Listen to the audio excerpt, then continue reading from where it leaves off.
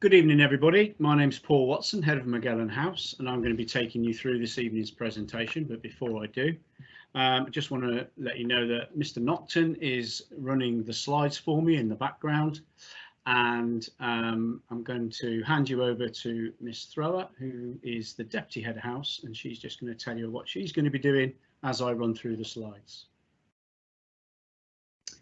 Hi everyone, as Mr. Watson said, my name's Miss Thrower and I'm Deputy Head of Magellan House. During the assembly today, I'm going to be answering any of your questions. You do have a function so that you can pose questions to us. That function looks like two little speech bubbles with a question mark in the middle. If any of your questions if I do think that any of your questions would benefit from everyone else hearing the answer, I'll pop those on for the answer for everyone to see. Also, hopefully there'll be time at the end where we can address some of the questions directly to Mr. Watson, but I'm sure most of your questions will be answered during the presentation anyway. Okay.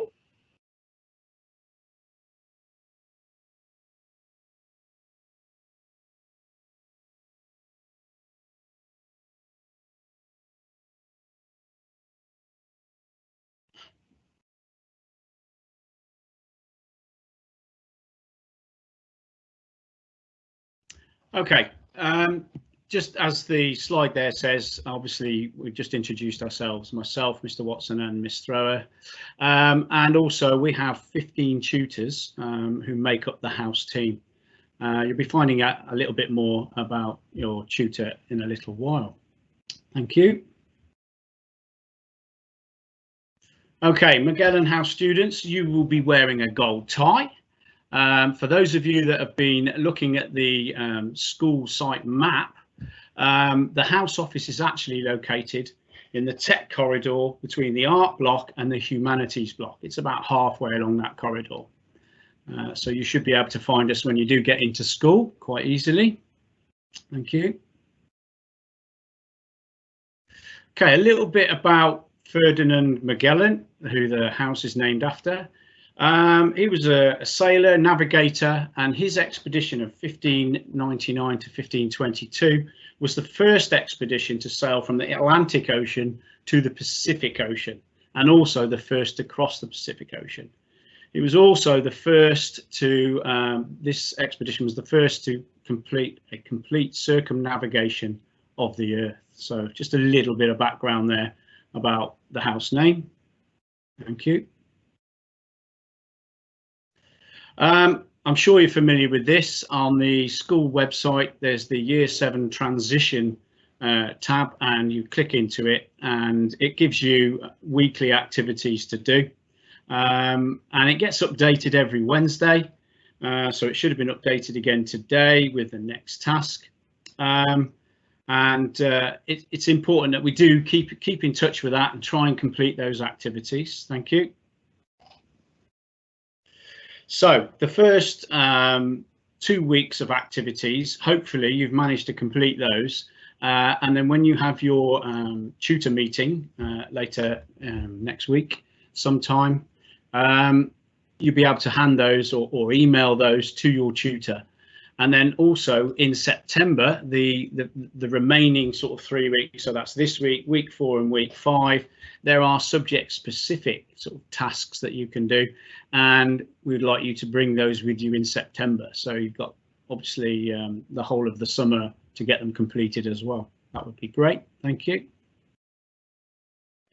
Okay, a typical day in tutor. So in total, you're in your tutor for about half an hour a day. We register at 8:50 in the morning. At that registration in the morning, there'll be daily notices, important information for the day, and also sometimes there are room changes. Staff may have booked an IT room so that they can do some computer work for a particular lesson, and you get all that information first thing in the morning so you know where you're going and what's happening that day. Then in the afternoon from 2:10 till 2:30 we have tutor time, and that has a range of different activities that go on in that time throughout the week. Thank you. So a typical week, and these days are not necessarily as they will be for us in September because the actual days for assemblies and things haven't been finalised, but a typical week would look something like, on Monday, everybody, all houses have administration, equipment checks, house points, so it's more of a sort of sorting things out on a Monday during tutor period. Tuesday, Eric, everyone reading in class. Everyone should have their own reading material, a book, magazine, whatever it is that they're into to read. And then during tutor period, that time is spent silent reading, which is beneficial to everybody. Wednesday is the tutor time activity. Now, these are a range of activities, all to help with personal development and awareness. And it could be current affairs, it could be it could be some politics, it could be banking, it could be skills, it could be anything. And the range of tasks that occur during those tutor periods are discussions, actual tasks that you've got to complete, and observations, that kind of thing. Thursday, once a week, we have a house assembly. Every tutor group attends. You attend, you sit with your tutor group, and that's often led by me or guest speakers, guest presenters. And again, a range of topics and things are covered in that. On a Friday usually is what we call Quiz Friday, and the tutors enter a quiz competition. But occasionally, if there's a year group assembly needed for something specific for year 8, year 9, year 10s or whatever, then they have their own designated assembly on a Friday, but that doesn't happen all the time. That's just if there's some specific information that a year group needs to hear. Thank you. So who is your tutor going to be? Well, you will find out who your tutor is next Wednesday. Okay, they will send you an invite to a virtual meeting, which will take place again at 6:15, and it will be either Monday, Tuesday or Wednesday, and hopefully you can attend that. That will be just for the year 7s and the tutor, but the tutor might invite 1 or 2 of the current tutees to say something, just to say hello. So you've got a face as well as the tutor's face. You'll have some of your fellow tutees to have a look at, and maybe even ask some questions. Okay, thank you. So talking about questions, a lot of you have been sending some questions in. One of the popular ones is, will I be in a tutor group with someone from my school? Well, we have 45 tutor groups, and we try to put someone in from each school in each of the tutor groups. So Magellan's got 15, Armstrong's got 15, and Kingsley's got 15. You may well find yourself in a tutor group with possibly one other person from your existing school, but if you're a girl, it's likely to be a boy, and if you're a boy, it's likely to be a girl. There is the chance that some of you will find yourself in a tutor group without someone from your existing school. but you're not going to be the only person in the tutor group that's in there without someone from their school. And hopefully you're going to make new friends and, mix in well, and you're in the same boat as every other year 7 that's coming up to the high school. Thank you. What happens if I don't like the tutor group I've been put in? Well, we're fairly confident that that won't happen. Lots of students tend to find it's quite nice, actually, quite refreshing to have a new start, new faces, new friends, and as I say, it's likely that you might be in with one other person from your school, so there'll be possibly a familiar face in there, and normally within a couple of weeks you fit right in, and everyone gets along just nice. And the tutor period is only half an hour of the day, as we looked at earlier, and of course you can still see your friends at break time, before school, after school, lunchtime. So if you've got a particular friend that you really want to keep up to date with, then you've got plenty of opportunity to see them. Thank you. How do I know what to put in my bag for each day? You don't have a planner, but you will have an email login, and that gives you access to ePraise, and that gives you access to your timetable. You will also be given a printed timetable that you can keep in your blazer pocket, and basically it's your responsibility to check your timetable, see what you've got the next day, bearing in mind that we're on a 2-week timetable, and make sure your bag is packed accordingly, so that you've got whatever it is that you need for the day ahead. Thank you. How early can I arrive if I get dropped off by my parent or carer on their way to work? Okay, you can arrive any time after 7:45, really, although school doesn't really start till 10 to 9 when you've got to be in registration. You can be in school from 7:45. The dining hall will be open. A lot of students go and sit in the dining hall while they wait for their friends to arrive, because obviously a lot of bust into school, and the bulk of the students start to arrive at about 8:30, assuming the coaches are running on time. But there are other seating areas around the school where you can sit and wait out of the elements indoors. You can wait outside. But yeah, you can arrive from 7:45 in the morning, and there is somewhere for you to go. Thank you. Where do I wait before? Well, basically the same places. Where do I wait before I go to my tutor room? So again, the dining room, the sheltered areas, anywhere around the school really that's in bounds. You can wait there, sit, stand, chat with your friends, and then obviously when the first bell goes, off you go to your tutor room. Thank you. Does everyone come through the main entrance in the morning? Okay. You can enter the site from a range of entrances before 8:50 a.m. You can make your way to wherever you meet your friends. When the first warning bell goes, you make your way to your tutor group, the shortest route available. So we don't wait for the bell to go and then go on a long detour around the school. You go straight to your tutor room. But once the registration has started at 10 to 9, the only way you'll be able to get into the school is through the main entrance, because we then lock and secure the other entry points.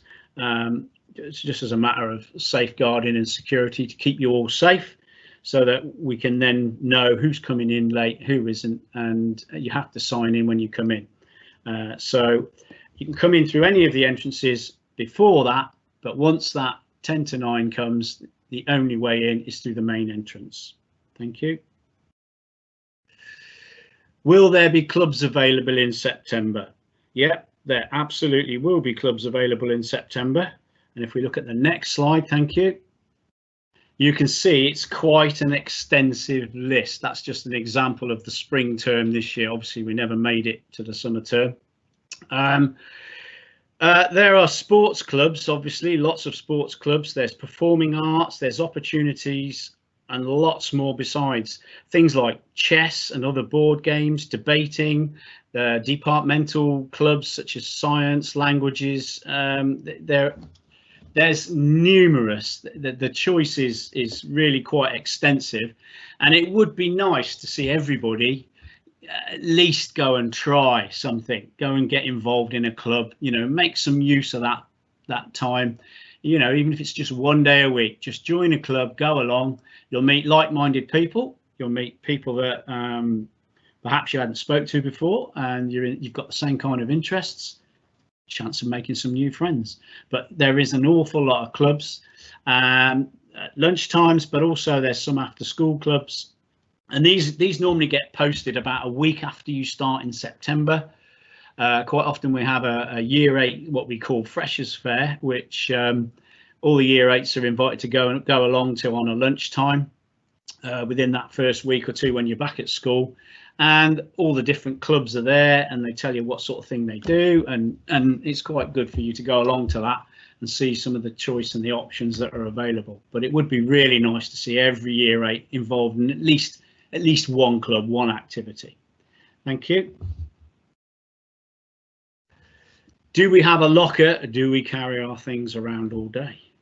Right, there are no lockers in school anymore, and you can leave bigger items such as PE kit in your tutor room and collect them, you know, before you need them to go to PE, or if you've got any big bulky stuff you need to keep in school, then you can do that in your tutor room.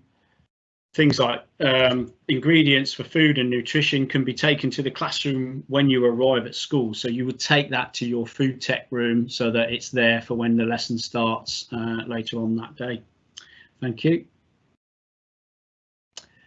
Do we have to wear a blazer all the time, even if it's really hot? Okay. You do have to wear your blazer all the time around the school between lessons. You can, however, remove your blazer if the teacher's given you permission. If you ask the teacher in the classroom and it's a bit hot, a bit warm, you're feeling a bit warm, they'll let you take it off, put it on the back of your chair. But when you leave, you have to be in your blazer. In situations where we're having a particularly hot spell, then the head teacher, Mr. Hanson, will relax the uniform rules to say that blazers don't need to be worn. That tends usually only to really happen in the summer term, but you'll be given notification if that is the case. Thank you.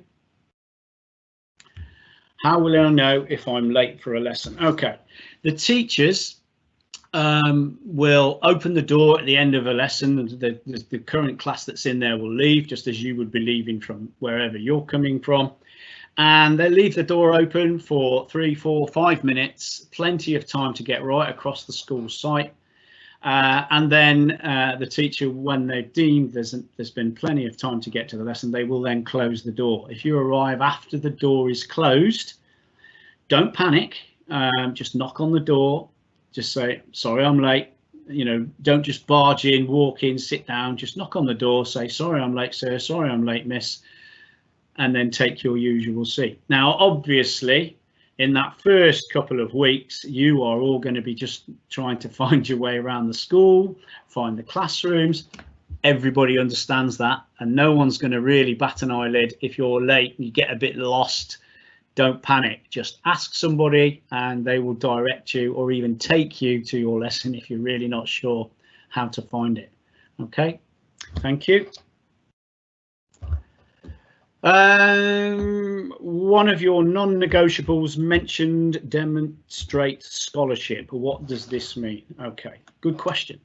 Scholarship is all about presentation of your work, you know, being neat and tidy. Doing, you know, your best handwriting, using the right coloured pen, blue or black ink, underlining dates, that kind of thing. It's about taking a pride in your work and making sure that it's the best that you can actually produce, rather than being a little bit slapdash and sloppy. Just taking care with what you're doing and making sure it's as presentable as you can make it. That's what we mean by scholarship. Thank you.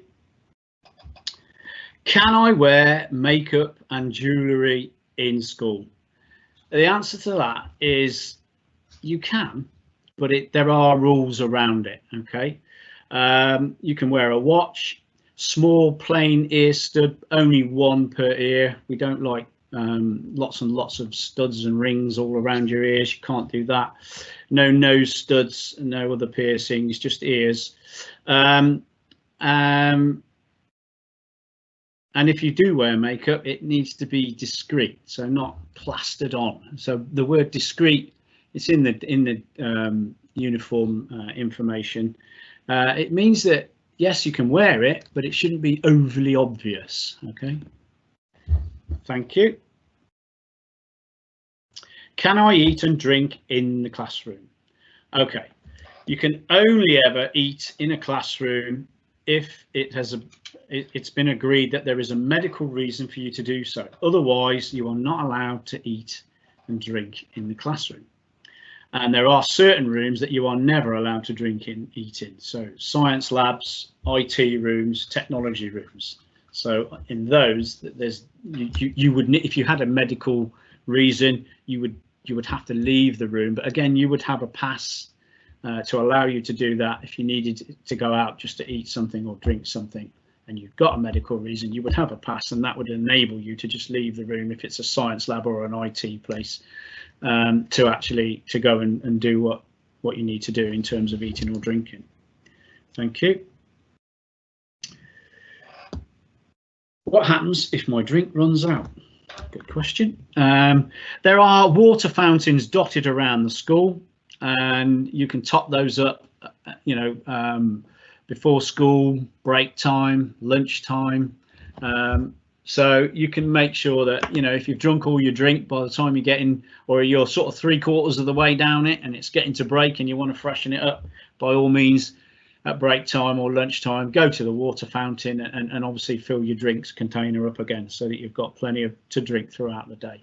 And I would also say, make sure you do drink. Your brain sits in a little sack of fluid, and there was a study done several years ago now, and it was students and staff were found to be hydrated because they don't drink enough. You need to drink plenty, so that you don't end up with headaches and feeling a bit overly tired in the afternoon. Make sure that sack of fluid that circulates your brain is well hydrated. Okay, thank you. When can I chew gum in school? The answer to that one is dead simple: never. It ends up everywhere that it shouldn't be. Under tables, under seats, on the carpets. It gets stuck everywhere. We say never, but obviously some students do chew it. They do get caught and they will get detentions for it. So please do not bring chewing gum into school. And there is nothing worse than sitting down somewhere, putting your knee on the bottom of a table and ending up with chewing gum stuck to it. So please, we do make an effort to keep this stuff off the school, clean, but people do bring it in, and it makes an awful mess. So please do not bring chewing gum into school, and don't be caught and end up with a detention because you've brought it in. Thank you. Do we have a school diary for me to put my homework in? Well, I mentioned earlier that you don't have a diary. Instead, you have a copy of your timetable, and you can access homework and house points and everything through ePraise, and you will have a login to ePraise when you start. So that's the route for you to find out where your homework is, when it's due, what you've got to do. Thank you. What do I call my teachers? Well, I should imagine you call them all sorts when they're not listening. However, officially, you can refer to them by their surname, such as Mr. Watson, Miss Thrower, or if it's male, you refer to them as Sir, or if it's female, you refer to them as Miss. Okay, so that you can use either surname or sir or miss. Thank you. What advice would you give me to help me settle into high school? Well, the very first thing I would say would be come with the right attitude. Okay, always come with the attitude that you're going to do your best, you're going to try your best, you're going to get involved, you know, you're going to try out some of these clubs. When questions are being asked in the classroom, you're going to try and put your hand up to answer some. Try and be proactive in your education. Yeah, don't be afraid to get things wrong. Everybody makes mistakes. The important thing is that we learn from them. In fact, you probably learn more from a mistake than you do when you're getting things right all the time. So come in, give it your best shot. Most of all, though, be yourself and be kind to others. Okay, you've got to remember, everybody that comes into school comes in with their own story. You don't know what's going on with a lot of people. And just as you might be feeling a bit stressed and anxious, a lot of other people will be as well. And it is important that you're all kind to each other. Okay, so that would be my advice. Get involved, give it your best shot, be nice to everybody, and we'll all get on just fine. Thank you. Why is Magellan the best house? Whoever asked this question, thank you. Good question. Okay, I'd say we like to help and support each other. We have won things. Sports days in particular, we really like winning sports day, especially with me being a PE teacher. And with your help and support, we're looking forward to winning more. However, I would say the simple answer to that question is, why is Magellan the best house? It's because you're in it. You are the new lifeblood of Magellan House, and that will make us better and hopefully make us stronger, and therefore we will win more and be more successful. Thank you. Okay, that's the end of the email questions. I'm just going to go back to Miss Thrower now and see if there's been any new ones come in whilst we've started. Some people might have emailed in some questions for us. Yeah, there have been a few, Mr. Watson. The first one was with regards to being allowed to go to the toilet during lessons. So why do we stand in terms of allowing students to go to the toilet during lessons? Yeah, good question. We don't allow students to go to the toilet in lessons because, as you can imagine, every 2 or 3 minutes there'll be one disruption after another, people saying, oh, I need to go to the toilet, I need to go to the toilet. So what we strongly advise is you go in the morning before lessons start, you go at break, you go at lunchtime, and you go after school. There are at times where some students have medical conditions where it is really difficult for them to sort of go, you know, perhaps for an hour before they have to go to the loo. Those students will be issued with toilet passes once, you know, liaised with parents and we've got medical information. Then those students would have a toilet pass, which would enable them to leave the classroom, you know, during a lesson. But all other students, we try really not to let them out of lessons. They go at break and lunch times. Okay, thank you. Any more? Yeah, we've had 2 or 3 about cycling to school. Will they have somewhere to put their bikes, and do they need a pass if they're going to cycle to school? Yeah, well, there will be somewhere to park your bike. They normally come in the bottom gate. That's the gate at the Pershore end of the school, rather than the station end. And just in there are some bike sheds, and there's also some rails that students padlock their bikes to. I would recommend, if you're going to cycle into school, you do have some sort of security on your bike and you can padlock it when you come in. I also recommend you wear cycle helmets from a safety point of view. And when you are riding in, you're not pulling wheelies and stunts as you do it. You ride sensibly, you use the cycle path, and be obviously courteous to pedestrians and other cyclists. You don't need a cycle pass but I would recommend you bring some sort of security to lock your bike up basically during the day. Any more? Yeah, two more, Mr. Watson. The first one is to do with rules around mobile telephones. What are the rules around mobile telephones? When do they have to turn them off? Okay. Right, mobile telephones, you are allowed to bring it to school with you. You're allowed to have it about your person. You can use it up until the bell goes for registration in the morning. But once that bell goes, you need to have that phone switched to silent. It needs to go away. And between that 10 to 9 bell and the 3:30 bell, this includes break and lunchtime, you are not to be on your phones. They are literally for coming to school and then for going from school to go home. And if parents need to get hold of you, they can ring the school and we can very quickly pass on any information that is required that you would need to know. So if you do get caught using your phone, it will be confiscated. It's in our mobile phone policy that's on the website, so you can see that. So you can use it in the morning, waiting for your friends, talking to your friends, texting them. But once that bell goes, that's it until the 3:30 bell. We're out of sight and we don't hear them. Thank you. Okay, and one of the final ones is to do with stationery. What stationery will they need?